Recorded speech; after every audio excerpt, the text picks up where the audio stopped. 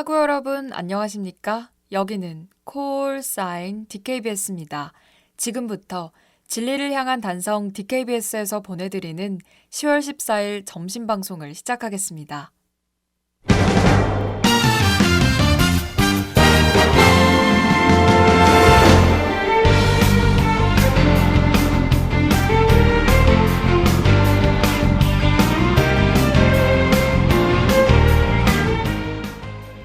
레이다 단국.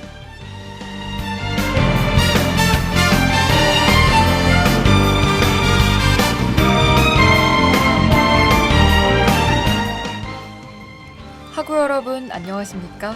교내의 소식을 전해드리는 10월 14일 수요일 레이다 단국의 진행을 맡은 김현정입니다. 제2회 아시아 골목 영화제 단편영화 공모전을 안내합니다. 2020 LH 고객 아이디어 콘텐츠 공모전을 안내합니다. 2020 도쿠 에세이 경진대회를 안내합니다. 2020 2학기 중간고사 성적 공시 기간을 안내합니다.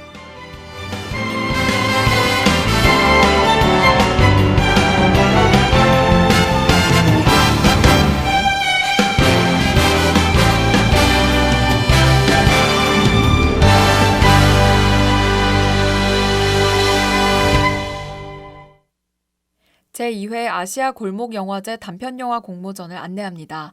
공모 대상은 누구나이며 응모기간은 11월 1일까지입니다.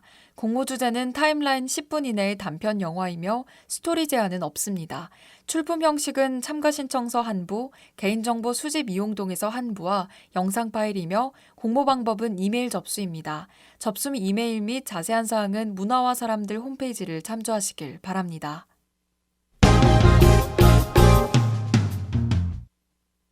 2020 LH 고객 아이디어 콘텐츠 공모전을 안내합니다. 참가 자격은 제한 없으며 공모 주제는 LH 고객 만족도를 높이고 고객 불편을 해소할 수 있는 다양한 작품입니다.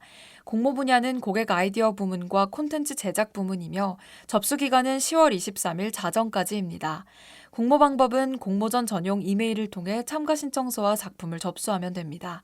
접수 이메일 및 자세한 사항은 한국토지주택공사 홈페이지를 참조하시길 바랍니다.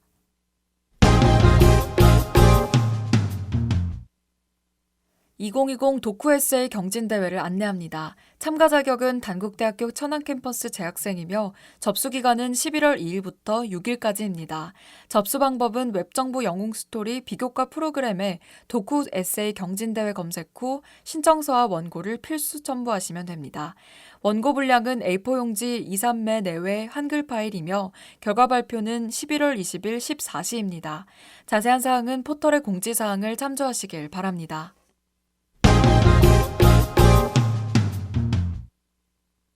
2020 2학기 중간고사 성적 공시 기간을 안내합니다. 성적 공시 기간은 10월 20일부터 30일까지이며 성적 공시 확인 기간은 10월 20일부터 11월 10일까지입니다.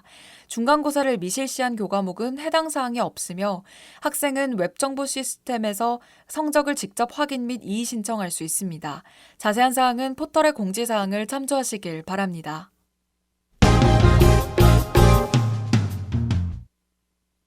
2020년도 한국문화재재단 문화재조사 우수장학생 선발을 안내합니다. 신청 자격은 문화재조사 전공자로 국내 대학 2학년 이상 재학 중인 대학생과 전체 학기 성적 평점 4.5 만점 기준 3.0 이상인 학생입니다. 지원 기간은 10월 18일까지이며 10월 26일 발표 예정입니다. 지원 방법은 제출 서류 작성 후 스캔본으로 첨부하여 이메일로 제출하면 됩니다. 자세한 사항은 포털의 공지사항을 참조하시길 바랍니다. 이상으로 레이더 단국을 마칩니다. DKBS.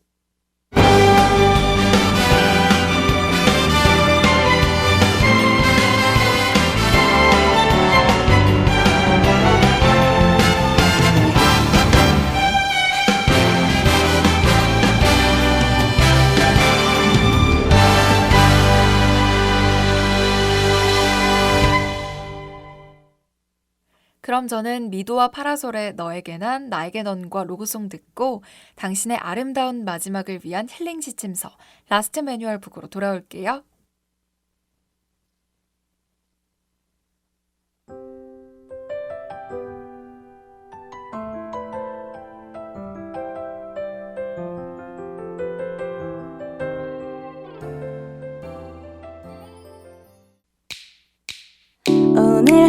하루도 힘을 내요.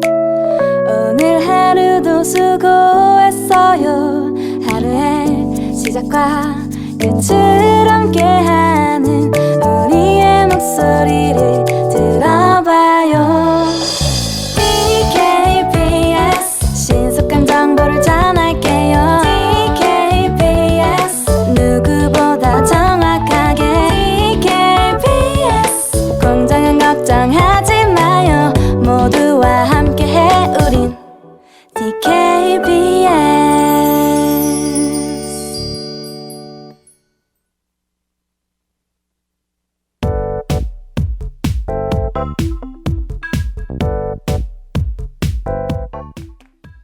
라스트 매뉴얼북.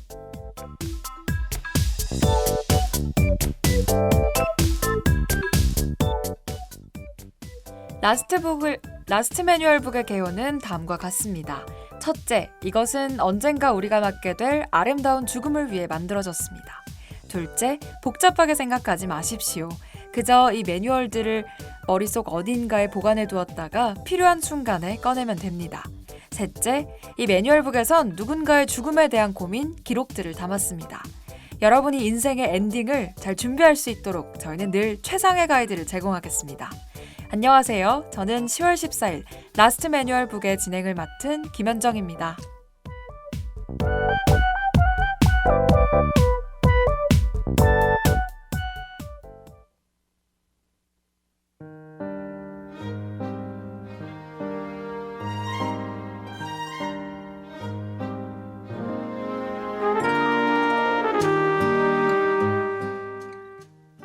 제3장, 우리는 죽을 때까지 성장통을 겪는다. 한 사람 한 사람의 생로병사가 모여 수만 가지 이야기가 녹아있는 곳. 때론 누군가의 불행을 통해 위로를 얻기도 하다가 눈물을 흘리기도 하는 아이러니한 곳. 이곳은 어딜까요? 탄생의 기쁨과 영원한 헤어짐의 전혀 다른 인사들이 공존하는 곳. 바로 병원입니다. 오늘은 가볍지만 마음 한켠을 묵직하게 채워줄 드라마 슬기로운 의사생활 속 율제병원으로 들어가 볼게요.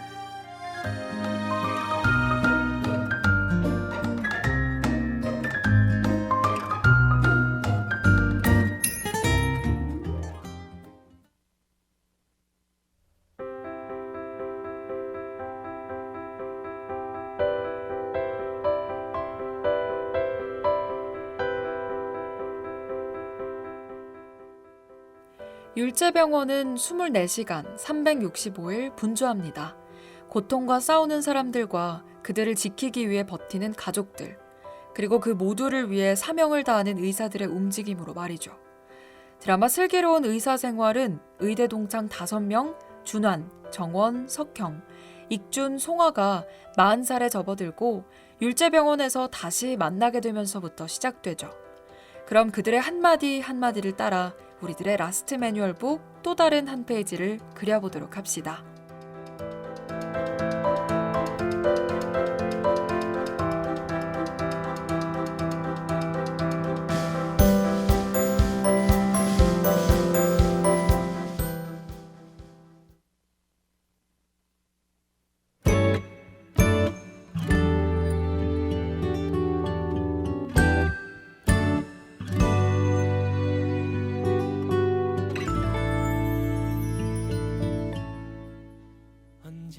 흉부외과 교수 준환, 그는 율제병원에서 성격 안 좋기로 소문난 의사입니다. 어떤 환자가 의사가 불친절하다고 컴플레인을 넣자 간호사가 아무렇지도 않게 저희도 알아요 라고 말한 이름만 봐도 말 다 했다고 볼 수 있죠. 하지만 준환은 알고 보면 따뜻한 구석이 많은 사람이더라고요. 힘없이 지겠지만 그때엔 꽃과 다른 우리만의 정이 숨을 쉴 거야. 쿨함의 끝판왕 김준환이 흉부외과에 들어오게 된 계기. 그는 민망했는지 여러 동료들에게는 PC방에서 선배 꼬임에 넘어가 흉부외과에 온 것이라고 말하고 다녔어요. 하지만 실은 그게 아니었죠. 준환은 실습생 시절 수술 후 살아난 아이의 심장을 처음 만진 후 교수님, 저 흉부외과 가겠습니다. 라고 선언했죠. 심장이 뛴다는 것이란 그 어느 것보다 격렬한 운동이죠. 살아있다는 것의 신비로움, 경이로움. 준환도 그것을 느꼈지 않았을까요?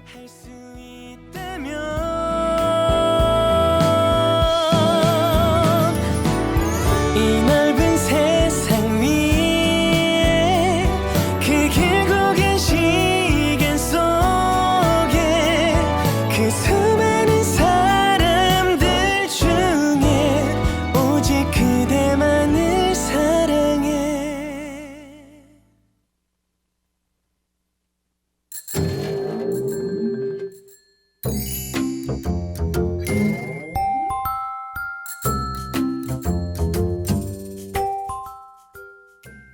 그럼 이제 소아외과 교수 안정원의 이야기로 넘어가 볼게요.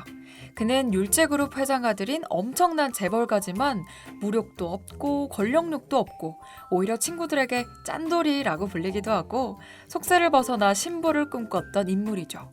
아이들을 대할 땐 한없이 다정해지는 안정원 교수. 그의 이야기 중 제가 가장 인상 깊게 본 에피소드 하나를 얘기해 드릴게요.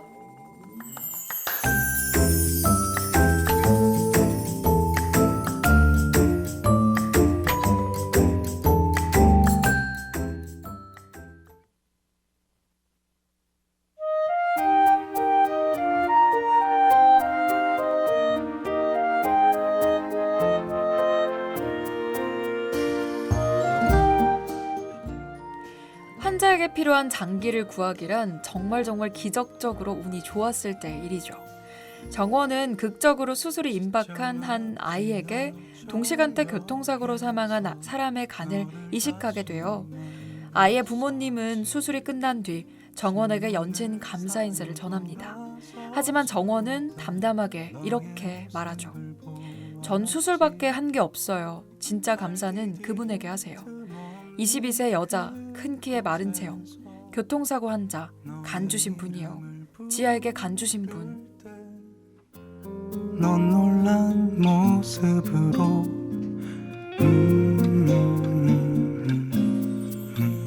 너에게 다가가려 장기 기증이란 자신의 마지막 순간까지 사람이 사람을 도울 수 있는 일을 한 것이 아닐까 생각이 드는데요. 이식받은 장기로 새 삶을 살아가는 사람들의 마음속에 그들의 따뜻함이 깊이 자리할 수 있길, 그리고 먼저 떠나간 그 영혼이 더욱 포근한 자리에서 쉴 수 있길 기도하게 되는 에피소드였어요. 날씨 이야기 밀려오는 추억으로 우린 쉽게 지쳐갔지.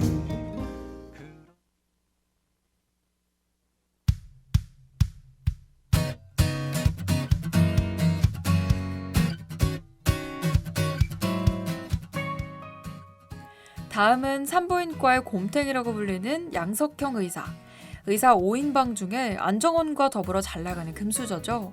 어머니가 갖고 있는 상가 건물이 무려 10층이나 되는데 본인은 10층 밖에 되지 않는다고 표현한 걸 보면 그가 얼마나 부잔지 짐작가시죠? 석형은 둔한 면이 있어서 곰이라는 별명이 있지만 일할 때만큼은 칼 같은 면이 있어요. 그만큼 환자들과의 신뢰감인 라포를 잘 형성할 줄 아는 의사였죠.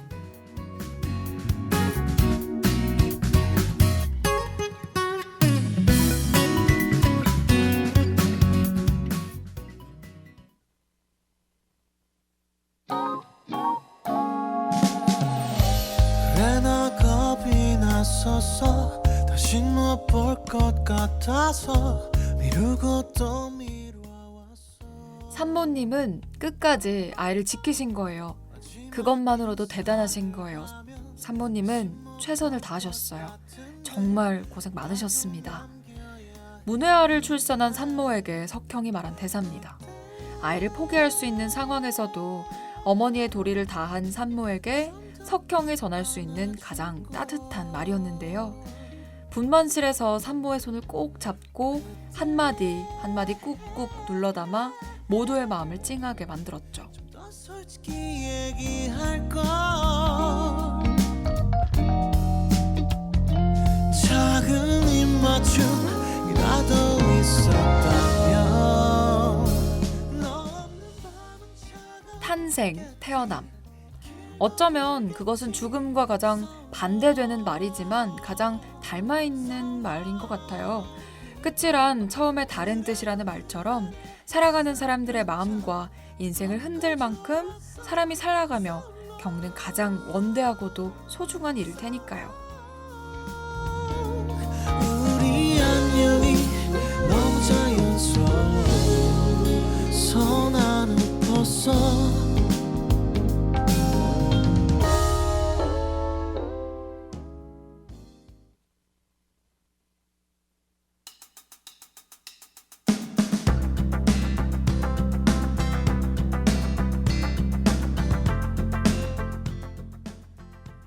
다음 5인방 중에 가장 유머러스한 캐릭터 간담체외과 이익준 교수의 에피소드를 들려드릴게요. 그는 인싸 중에 인싸. 고등학교 친구였던 준환의 말에 의하면 1반부터 10반까지 모두 친구였다고 합니다. 그럼에도 항상 전교 1등. 의대 가서는 맨날 나이트만 다녔는데 수석 졸업. 동기 중에서 국시도 1등. 작가의 말에 의하면 인생이 술술 잘 풀리는 사람이라 열등감도 없고 콤플렉스도 없는 성격이라고 해요.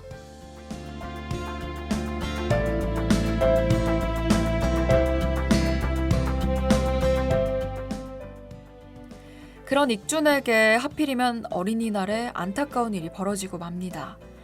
어린이날이라 짜장면 먹기를 아들과 약속한 한 아이의 아빠가 수술받다 하늘로 떠나게 된 것이죠.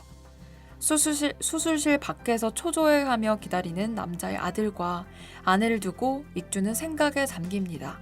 그리고 나서 익준은 매년마다 찾아오는 5월 5일이 아빠 기일이 되지 않도록 자정이 넘을 때까지 기다리다 5월 6일 날짜로 사망 선고를 합니다. 아이를 위한 배려가 돋보이는 장면이었죠.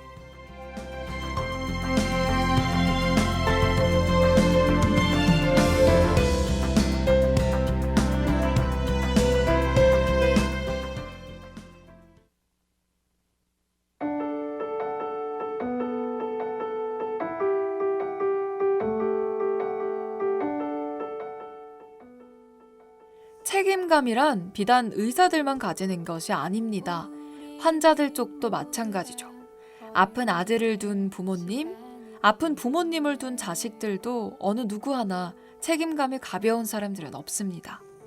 아파하는 이들 곁에서 한시도 떨어지지 못하고 내가 대신 아팠으면 어땠을까 걱정으로 밤을 지새우곤 하죠. 하늘을 덮을 때까지 서두르지 않아도 시간은 부지런히 눈에 보이지는 않지만 내가 책임져야 할 것들을 책임지지 못하는 게 나의 무능력함 때문이라는 생각이 들 때, 내 사람의 죽음이 내 탓이라는 생각이 들 때, 그것들을 감내할 무력함과 허무함은 감히 형용할 수 없는 슬픔일 듯해요.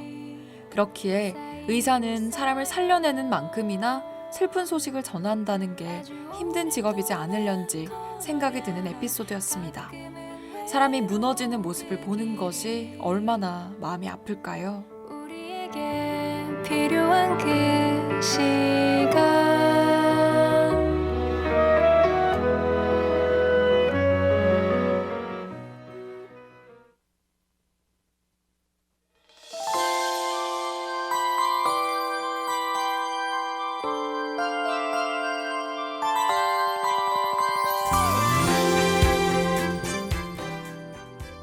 마지막으로 송화의 이야기입니다.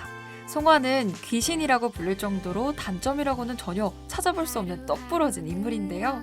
다정할 땐 한없이 다정하고 그릇된 일이 생길 때 후배들을 따끔하게 혼낼 줄도 아는 완벽한 인물이죠. 저도 송화를 보며 위로를 많이 얻었는데요. 송화에게서 그 위로를 가장 많이 받았던 사람은 아무래도 쌍둥이 실습생으로 나왔던 윤복과 홍도가 아닐까 싶네요. 난 그대로인 거야 떠난 건 너 혼자였으니 그대로 돌아오 윤복과 홍도의 어머니가 돌아가시기 전까지 아주 열심히 치료했던 의사가 알고 보니 송화였죠. 어렸던 윤복은 어렴풋이 떠오르는 송화를 보고 의사를 꿈꿨는데요. 나중에 실습생이 돼서야 비로소 그 의사 선생님이 송화라는 걸 알고 송화 앞에서 눈물을 뚝뚝 흘리죠. 송화는 무럭무럭 잘 큰 윤복을 포근하게 안아주며 다독여줍니다. 그대로 머물러 있을 거야. 더 이상 거짓으로 나를 위로하고 싶진 밤이 깊었네 방하며 춤을 추는 불빛들 이 밤에 취해 흔들리고 있네요. 드라마 슬기로운 의사생활의 율제병원 이야기 어떠셨나요? 죽음과 가까워지고 있다는 것은 아직도 우리의 성장통은 진행되고 있는 것이 아닐까 싶어요. 배우고 아프고 성장하는 여러분들을 응원하며 저는 이만 여기서 인사드리겠습니다. 트로이 시반의 이너드림 보내드릴 거고요. 저는 2주간 중간고사 휴방을 가진 뒤 다시 돌아올게요. 그럼 안녕. 떠나고만 싶네요. 이 슬픔은 알랑가 모르겠어요. 나의 구두여